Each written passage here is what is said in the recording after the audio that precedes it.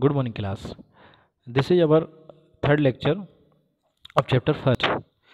यहाँ तक हम लोगों ने ईस्ट इंडिया को स्टेबलाइज कर दिया है, कैसे वो स्टेबलाइज हुई, ठीक है। अब हम आगे पढ़ेंगे, ठीक है। ईस्ट इंडिया कंपनी एक्सपेंशन कैसे हुआ उसका, ठीक है। तो सबसे पहले हम लोगों ने बताया था बेटा आपको, ईस्ट इंडिया कंपनी के लिए सबसे पहले सर थॉमस रो आए, ठीक है। पहले आए हॉकिंस, सॉरी, फिर उसके बाद सर थॉमस रो आए, ठीक है बेटा। ऐसे धीरे धीरे ग्रेजुअली वो मुगल पीरियड में आने लगे। और थॉमस रो स्पेंड बेटा ये लाइन याद करने वाली है। Sir Thomas Roe spend his times in Mughal court between 1615 to 1619. He got approval from Jahangir to stabilize business enter in different parts of Mughal Empire. At soon, British East India Company opened the business center at Surat, Agra, Ahmedabad and Bharuch, ठीक है। उसने जहांगीर से permission ले ली और सूरत, आगरा, अहमदाबाद में factories लगाना चालू कर दी, ठीक है बेटा। तो बेटा अब यहाँ पे देखो, इन 1770 the east India acquire important trading facility from the Mughal. उस समय बेटा किंग कौन था? फारूक शेयर। कौन था बेटा? फारूक शेयर से उन लोगों ने इंपॉर्टेंट फैसिलिटी ले ली, ठीक है ना।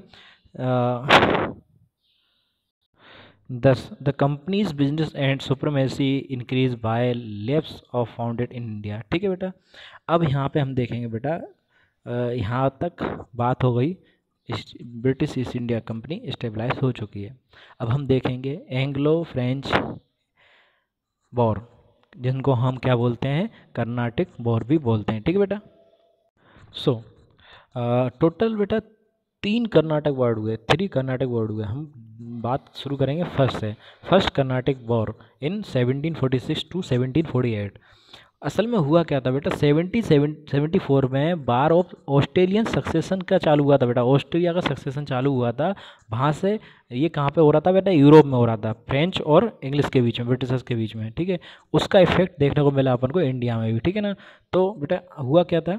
The bar head telling the effect India to French governor Dupleix Nawab Anwaruddin of Karnataka in his favour the France force to control over the British port Madras में जो पोर्ट था ब्रिटिश का, उस पर फ्रांस कंट्रोल करना चाहता था। When the Nawab Carnatic demand the Madras port Dupleix refuse in over to Nawab hand over to Nawab. उसने ब्रिटिशर को मना कर दिया और किसको दे दिया बेटा? नवाब को दे दिया, ठीक है। Britain and France in Europe consequently peace was restore between that two company. धीरे धीरे 1748 तक आते आते इन लोगों में पीस डेवलप हुई। और बेटा पीस ट्रीटी का नाम क्या था बेटा? उस समय एक ट्रीटी हुई थी इन लोगों के बीच में। क्या क्या ट्रीटी हुई थी बेटा? उस समय हुई थी ट्रीटी हुई थी एक्सलो चैपल। उसको एक्सलो चैपल बोलते हैं, इसमें नाम नहीं दिया उसका बेटा, हम अकेला बता रहे हैं आपको, ठीक है। Madras fort has hand over to English company, although the peace was restored between the two and the war gave the birth new things. With the defeat of Karnataka Nawab supremacy, European system of the bar stabilized. The European company comes to know with further increase the internal interference with the policy, Indian state policy, etc. ठीक है बेटा, ये था first war. इसके बाद second war हुआ, ये मानेंगे थोड़ी अभी दोनों, ठीक है। A battle between the British and East India Company and French Company was fought over the question of succession through the Hyderabad, Carnatic, France.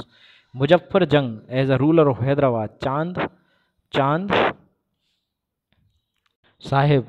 Sahib बेटा, इनको मराठा साहूजी एक एम्पायर थे, उन्होंने अरेस्ट करके रखा हुआ था, ठीक है बेटा।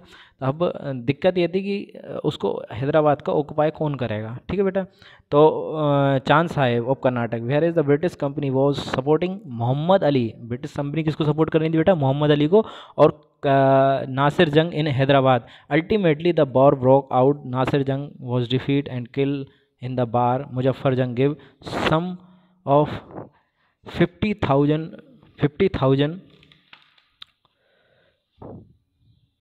pound and Jagir wrote 10,000 year to French company for helping in bar, ठीक है।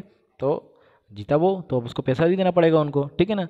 The method of extension control that by making the Indian royalty to pay maintain the foreign army, ठीक है बेटा। और इसकी जो एंड में जो ट्रीटी हुई थी, उस ट्रीटी का नाम क्या है बेटा? उस ट्रीटी का नाम है पौंडुचेरी ट्रीटी। उसमें भी यही हुआ कि अब हम शांति से रहेंगे। फिर होता है थर्ड कर्नाटिक वॉर, इसको 7 ईयर वॉर भी बोलते हैं, ठीक है बेटा।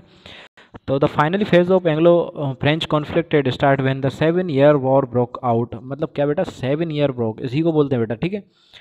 वनडी was in 1760 French was defeated, the British company emerge victorious in the war, the English who were already in the power of Carnatic outside the French Hyderabad to, company dreams to French company to gain political supremacy in India, British East India Company found a new door to open supremacy in India। और इसके बाद French जो थे वो कहाँ भाग गए बेटा, इंडोनेशिया। कहाँ भाग गए, इंडोनेशिया में। कहाँ भाग गए, इंडोनेशिया में, ठीक है ना। फ्रेंच कंपनी कहाँ चली गई बेटा, इंडोनेशिया में चली गई। अब कौन बचा, केवल मात्र ब्रिटिशर्स बचे जो इंडिया के अंदर काम करेंगे। यहाँ पे एक फ़ोटो दी गई है बेटा, आप देखें इसको, नवाब सिराजुद्दौला की फ़ोटो दी गई, ठीक है ना, नवाब सिराजुद्दौला की फ़ोटो दी गई, ठीक है ना बेटा, इसको आप रिकॉग्नाइज कर सकते हैं, ठीक है। कर्नाटिक वॉर के रिजल्ट्स क्या थे, ठीक है ना, कर्नाटिक वॉर के रिजल्ट्स क्या थे। कर्नाटिक वॉर्स के रिजल्ट क्या थे, उसमें क्या है बेटा, ये पैरा है उसके लिए इंपॉर्टेंट, आप इसको लॉन्ग फर्स्ट का आंसर भी ले सकते हैं। The company were making effort to gain benefits expand the political influence. Second है आपका the both the companies tries to surprise each other by the purchasing of Indian goods. Third है बेटा both wanted to have control on market.